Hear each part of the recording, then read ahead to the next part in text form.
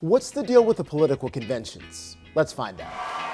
So the conventions as we know them are a purely American invention like microwave popcorn, which they probably sell a ton of. The conventions are likely known for being the place where the parties formally name their pick for the White House.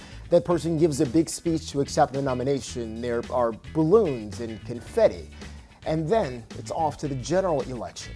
But the road to the convention starts way back at the primaries. There, as a voter, you're not technically picking your choice for president.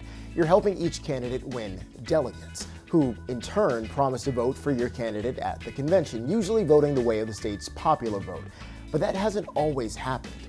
In the past, delegates have decided to vote for someone else, leading to no candidate winning enough votes to clinch the nomination in the first round. It's called a contested or brokered convention.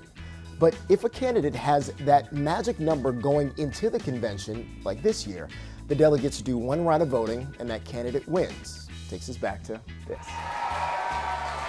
Now, this year's convention is going to look a lot different, going virtual because of the pandemic. Delegates are casting their ballots from home and watching their candidate accept that nomination on TV.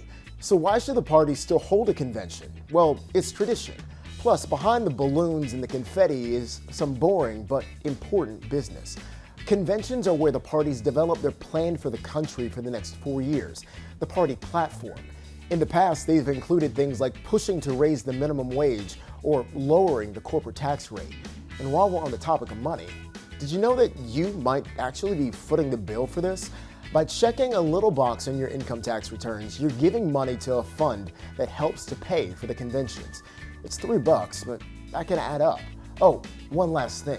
Political parties are not in the Constitution. In fact, Congress used to select the presidential candidates until 1824, when that arrangement eventually gave way to our current two-party system and the creation of the nominating conventions that we have today. And that is essentially the deal with the convention.